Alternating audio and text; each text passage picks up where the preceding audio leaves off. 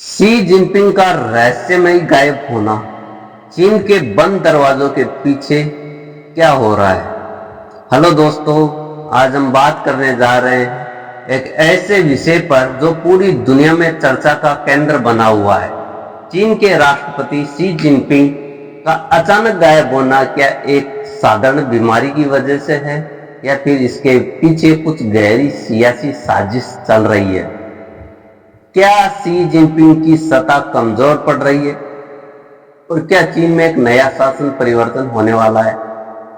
आइए इस रहस्य को गहराई से समझने की कोशिश करते हैं। शी जिनपिंग का गायब होना, तथ्य क्या कहते हैं।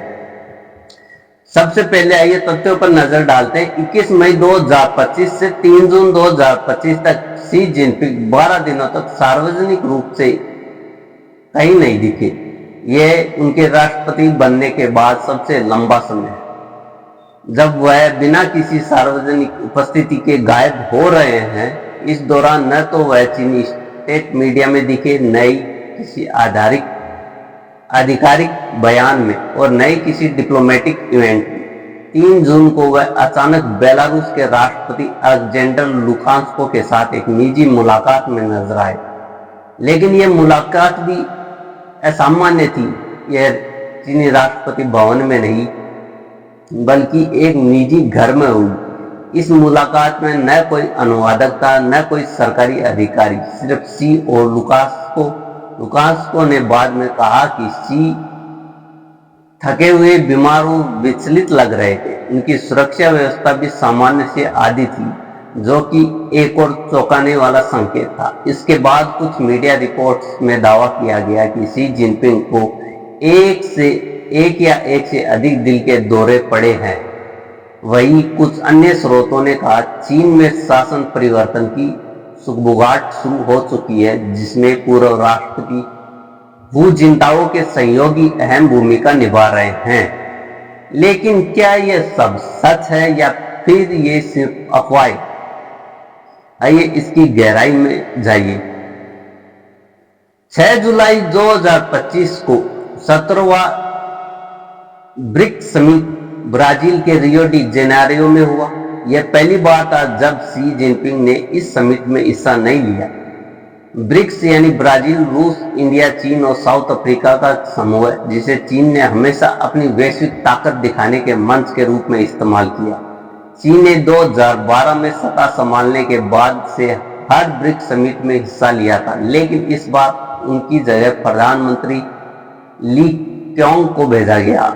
चीन ने आधारिक तौर पर इसे शेड्यूलिंग कॉन्फ्लिक्ट यानी समय की कमी बताया। कुछ रिपोर्ट्स के मुताबिक शी ने हाल ही में ब्राजील के राष्ट्रपति लुइस इनासियो लुदा सिल्वा से 2 बार मुलाकात की थी और शायद इसलिए इस समिट को प्राथमिकता नहीं दी। लेकिन यह तर्क कई लोगों को कमजोर लगता है। आखिर ब्रिक्स चीन की विदेश नीति का एक अहम हिस्सा है।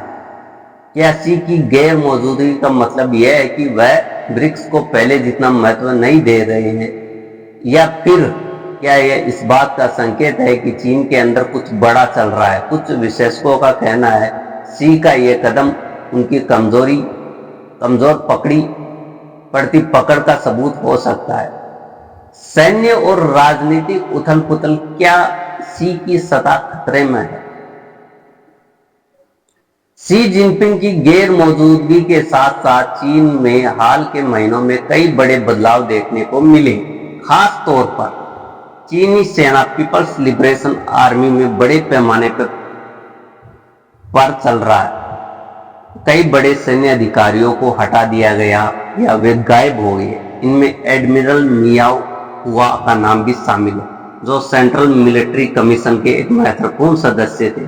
सबसे बड़ा सवाल यह है कि क्या ये पद शी जिनपिंग की सत्ता को मजबूत करने की कोशिश है या फिर यह उनकी कमजोरी को दर्शाता है। कुछ रिपोर्ट्स के मुताबिक जनरल जांग यूशिया, जो सीएमसी के पहले उपाध्यक्ष है और पहले शी के करीबी माने जाते थे, अब हू जिनताओ के सहयोगियों के साथ मिलकर सेना पर अपनी पकड़ मजबूत कर रहे हैं।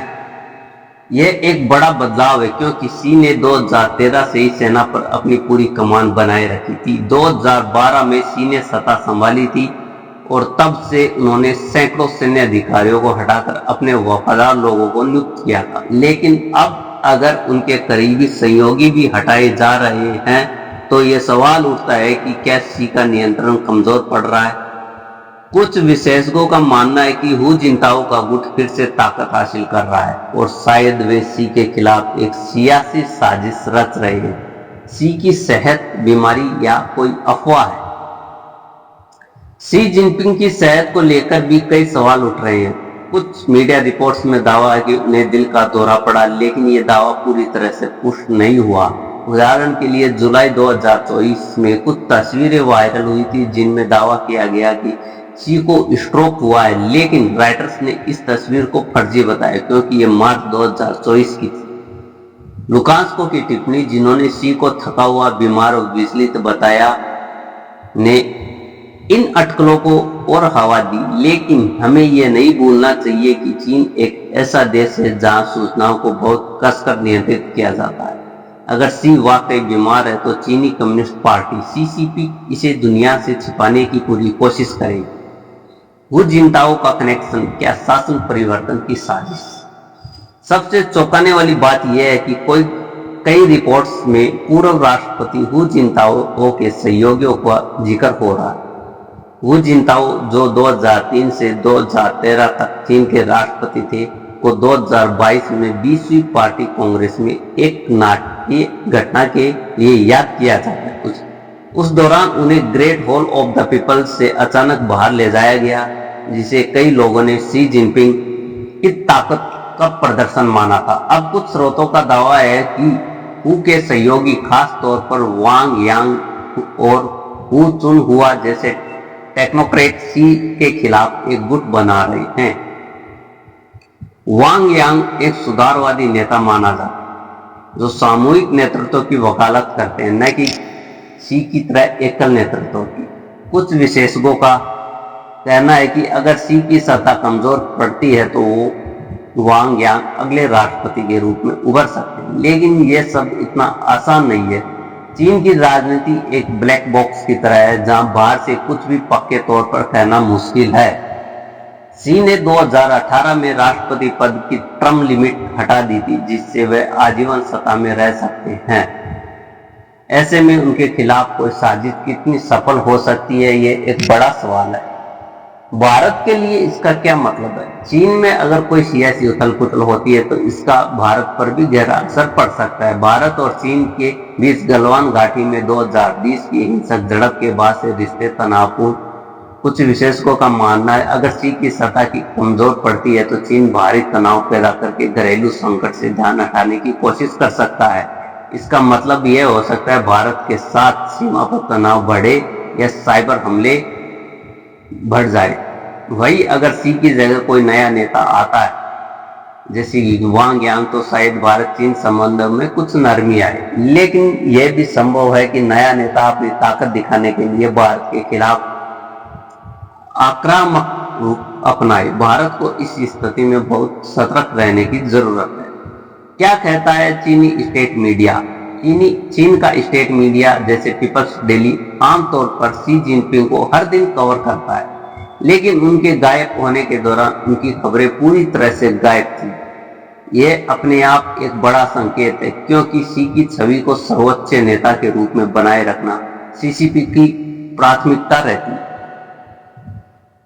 जब शी 3 जून को लुकांस्को के साथ नजर आए तो स्टेट मीडिया ने इसे सामान्य मुलाकात बताया, लेकिन उनकी कमजोर दिखने वाली तस्वीरों और छोटे सिक्योरिटी डिटेल ने सवाल उठाए। इसके बाद 24 जून को सिंगापुर के प्रधानमंत्री लॉरेंस वोंग के साथ उनकी मुलाकात का एक वीडियो जारी हुआ, लेकिन यह भी बहुत छोटा और सामान्य था। वैश्विक प्रतिक्रिया, दुनिया भर के विशेषज्ञ इस मामले पर अलग अलग राय दे रहे। कुछ जैसे गॉर्डन चांग, जो अमेरिकी चीन संबंधों के विशेषज्ञ, मानते हैं कि शी की गैर मौजूदगी उनकी कमजोर पड़ती ताकत का सबूत है। दूसरी तरफ कुछ विशेषज्ञ जैसे माइकल शेरिडन, जो शी की जीवनी द रेड एम्परर के लेखक है, कहते हैं कि अभी तक कोई ठोस सबूत नहीं है कि शी की सत्ता खतरे में है। कई लोग यह भी कहते हैं कि शी की गैर मौजूदगी का कारण उनकी आर्थिक चुनौतियों को हो सकती है। चीन की अर्थव्यवस्था इस समय मुश्किल दौर से गुजर रही है। युवा बेरोजगारी 15% से ऊपर है, रियल एस्टेट संकट गहरा रहा है और अमेरिका के साथ व्यापार तनाव बढ़ रहे हैं। शायद शी इन मुद्दों पर ध्यान दे रहे हैं, इसलिए वह अंतर्राष्ट्रीय मंचों से दूरी बना रहे हैं। निष्कर्ष सच क्या है? तो आखिर सच क्या है? क्या शी जिनपिंग वाकई बीमार है? क्या उनकी सत्ता को चुनौती मिल रही है, या फिर यह सब एक सुनियोजित रणनीति है? चीन की राजनीति इतनी गोपनीय है कि इन सवालों का सटीक जवाब देना मुश्किल है, लेकिन कुछ बातें स्पष्ट।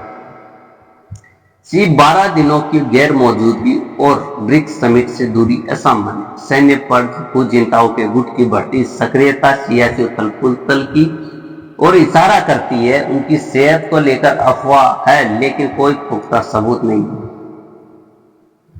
आगे क्या? चीन की सियासत एक पहेली की तरह है, जो शी जिनपिंग का अगला कदम इस पहेली को जटिल बना सकता है। अगर वह जल्दी सार्वजनिक रूप से नजर आते हैं और कोई बड़ा ऐलान करते हैं तो शायद ये अफवाह दब जाए, लेकिन अगर उनकी गैर मौजूदगी जारी रही तो यह सवाल और गहराएगा कि चीन के बंद दरवाजों के पीछे चल क्या रहा है। आपको क्या लगता है, क्या शी जिनपिंग की सत्ता वाकई खतरे में है